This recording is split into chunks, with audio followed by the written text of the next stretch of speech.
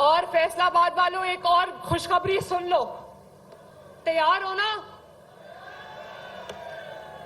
بہت جلدی وہ کینسر کی علاج کی مشین جو چند طرح کا کینسر ہے جس کو ٹیومر ہوتا ہے، اس کا علاج 60 منٹ میں کرتی ہے، بغیر سرجری کے،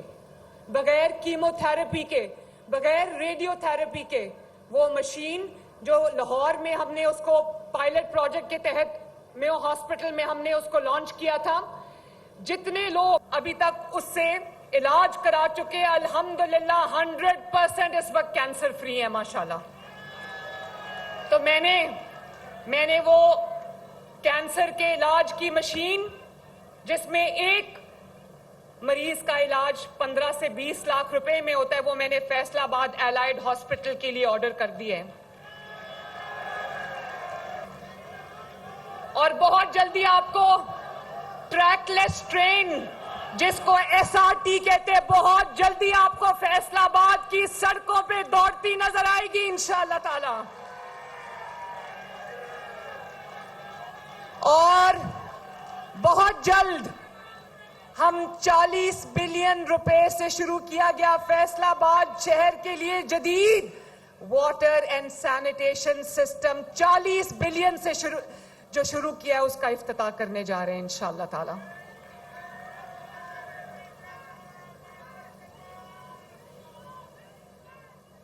فیصلہ آباد والوں ایک اور بات بھی سنو،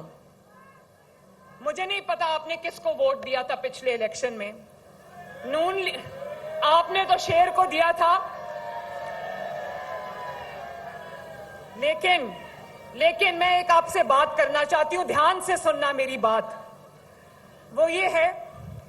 کہ جب آپ اپنی توجہ خدمت سے ہٹا کر، عوام کی خدمت سے ہٹا کر، ان کے فلاح اور بہبود سے ہٹا کر،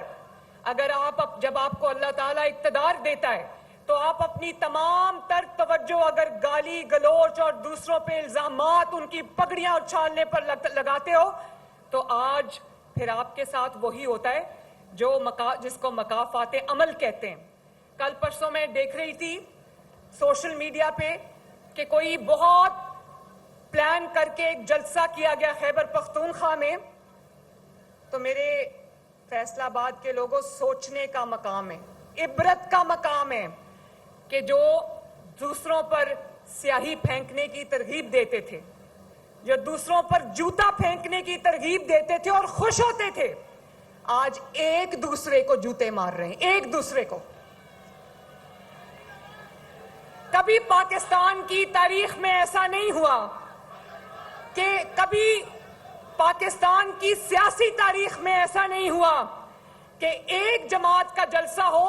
اور ایک جماعت کے رہنما سٹیج پہ ہو اور نیچے اور وہی ایک دوسرے کو جوتے مار رہے ہو، جوتے دکھا رہے ہو، گالیاں دے رہے ہو اور بوتلیں مار رہے ہو۔ یہ میں نے کبھی نہیں دیکھا، پاکستان کی سیاسی تاریخ میں نہیں دیکھا۔ آپ لوگ بھی اور مسلم لیگ نون کے رہنما گزرے ہیں مشکل وقت سے، ایک سیسا پلائی ہوئی دیوار کی طرح مسلم لیگ نون کھڑی رہی، اور آج مشکل وقت آیا تو ایسے تتر بتر ہو گئے جیسے ان کا کبھی نام و نشان نہیں تھا۔ جب آپ اپنی توجہ غلط کاموں میں صرف کرو گے، جب آپ عوام کا پیسہ، عوام کی جو ان کے حصے کی جو خدمت کا وقت ہے، جب وہ آپ لگائے بجھائے میں خرچ کرو گے، گالی گلوچ سکھانے میں خرچ کرو گے، بدتمیزی بد تہذیبی پہ خرچ کرو گے، تو آج وہی ہوگا جو آپ کے ساتھ ہو رہا ہے۔